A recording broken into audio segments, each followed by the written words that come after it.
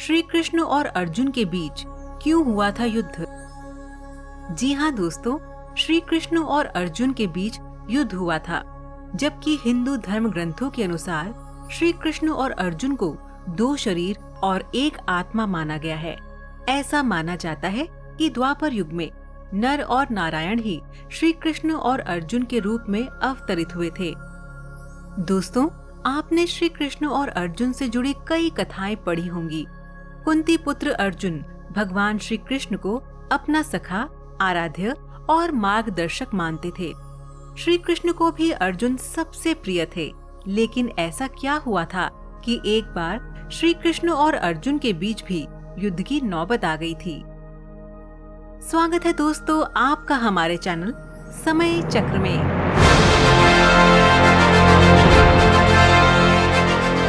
कथा के अनुसार एक दिन महर्षि गालव प्रातः सूर्य देव को अर्घ्य अर्पित कर रहे थे। उसी समय उनकी अंजलि में आकाश मार्ग से जा रहे गंधर्व चित्रसेन की पिक गिर गई। यह देख महर्षि बड़े क्रोधित हो गए। क्रोध में वे चित्रसेन को श्राप देने ही वाले थे कि उन्हें अपने तप बल के नाश होने का ध्यान आ गया और वे रुक गए। उसके बाद उन्होंने जाकर भगवान कृष्ण को अपनी व्यथा सुनाई। महर्षि की बात सुनकर श्री कृष्ण चित्रसेन पर अत्यधिक क्रोधित हो गए और उन्होंने 8 पहरों के अंदर चित्रसेन का वध करने की प्रतिज्ञा ले ली। अब ऋषि गालव को विश्वास हो गया कि आज चित्रसेन का अंत निश्चित है और वे वहां से चले गए। महर्षि गालव के जाते ही देवर्षि नारद श्री कृष्ण के पास पहुँचे। श्री कृष्ण ने उदास मन से उनका स्वागत किया। श्री कृष्ण के मुख पर उदासी देख नारद जी ने उनसे पूछा, हे प्रभु, आपके मुख कमल पर आज उदासी क्यों दिख रही है? इस पर श्री कृष्ण ने गालव जी की व्यथा के साथ साथ अपनी प्रतिज्ञा की बात भी नारद जी को बतलाई। ये सुनकर नारद जी को ना जाने क्या सूझा। वो श्री कृष्ण से आज्ञा लेकर वहां से चल दिए।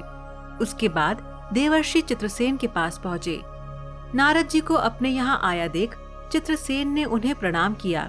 उसके बाद वो अपनी कुंडली लाकर नारद जी से ग्रह दिशा पूछने लगे। ये देख नारद जी ने कहा, अरे मूर्ख, अब तुम ये सब क्यों पूछ रहे हो? तुम्हारा अंतकाल निकट आ गया है। अगर अपना कल्याण चाहते हो तो कुछ दान पुण्य कर लो। अपनी मृत्यु का समाचार सुनकर चित्रसेन घबरा गया।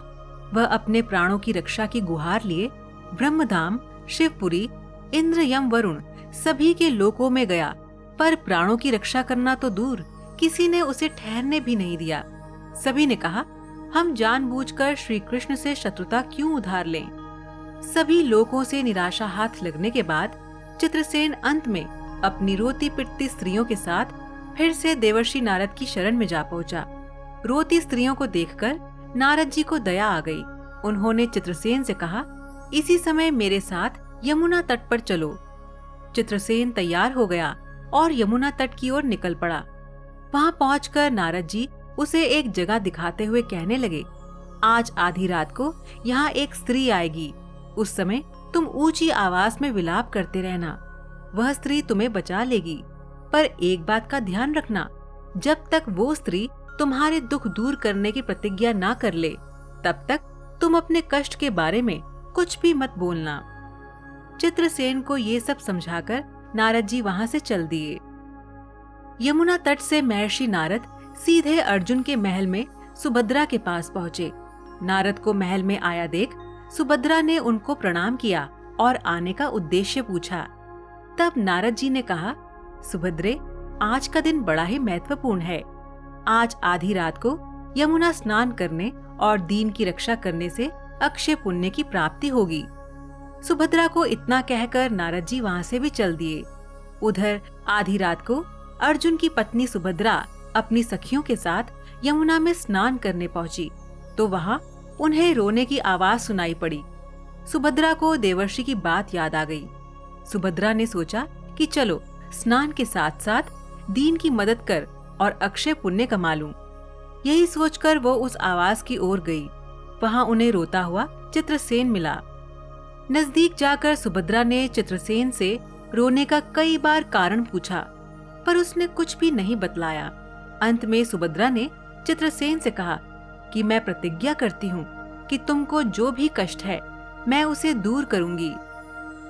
सुभद्रा की प्रतिज्ञा करते ही चित्रसेन ने अपनी सारी व्यथा उसे सुना दी। चित्रसेन की व्यथा सुनकर सुभद्रा धर्म संकट और उलझन में पड़ गई। वह मन में सोचने लगी, एक और श्री कृष्ण की प्रतिज्ञा है और एक और मेरी अपनी, आखिर क्या किया जाए। थोड़ी देर सोचने के बाद उसने चित्रसेन की रक्षा करने का निश्चय किया और उसे वो अपने साथ ले गई। महल पहुंचकर सुभद्रा ने सारी बात अर्जुन को बतलाई।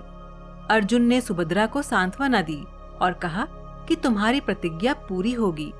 उधर नारद जी ने जब ये देखा कि चित्रसेन अब अर्जुन की शरण में सुरक्षित है, तो वे पुनः श्री कृष्ण के पास पहुँचे।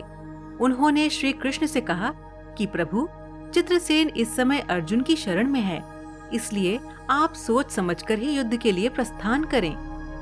उसके बाद श्री कृष्ण और पांडव दोनों अपनी अपनी सेना के साथ युद्ध मैदान में आ खड़े हुए। दोनों के बीच घमासान लड़ाई शुरू हो गई, पर कोई परिणाम ना आता देख श्री कृष्ण ने अंत में अपना सुदर्शन चक्र चला दिया। अपनी ओर सुदर्शन चक्र को आता देख अर्जुन ने पाशुपतास्त्र छोड़ दिया। उसके छूटते ही तीनों लोकों में प्रलय के लक्षण दिखाई देने लगे। ये देख अर्जुन ने शिवजी को स्मरण किया। तब शिवजी प्रकट हुए और उन्होंने दोनों अस्त्रों को निष्फल कर दिया। फिर वो श्री कृष्ण के पास पहुँचे और उनसे कहा, प्रभु, भक्तों के सामने अपनी प्रतिज्ञा भूल जाना तो आपका सहज स्वभाव है। अब इस लीला को यहीं समाप्त कीजिए। शिवजी के ऐसा कहते ही श्री कृष्ण ने अर्जुन को गले लगाकर युद्ध श्रम से मुक्त किया। साथ ही चित्रसेन को अभय दान दे दिया। सब लोग उनकी जय जयकार करने लगे, पर ये बात महर्षि गालव को अच्छी नहीं लगी। वो बोले, ये तो अच्छा मजाक किया, अब मैं अपनी शक्ति दिखाता हूँ। मेरी इस शक्ति से कृष्ण, अर्जुन, सुभद्रा समेत चित्रसेन जलकर भस्म हो जाएंगे। पर बेचारे साधु ने जो ही जल हाथ में लिया, सुभद्रा बोल उठी, मैं यदि कृष्ण की भक्त हूँ और अर्जुन के प्रति मेरा पतिव्रत्य पूर्ण हो तो यह जल ऋषि के हाथ से पृथ्वी पर ना गिरे। और ऐसा ही हुआ, जिसे देख ऋषि गालव बड़े लज्जित हुए और अपने आश्रम लौट गए। तो दर्शकों, हम उम्मीद करते हैं कि आपको ये वीडियो पसंद आया होगा। जाने से पहले हमारे इस वीडियो को लाइक और शेयर करना ना भूलें और इसी तरह की और ज्ञानवर्धक वीडियोस देखने के लिए हमारे चैनल समय चक्र को सब्सक्राइब करना ना भूलें।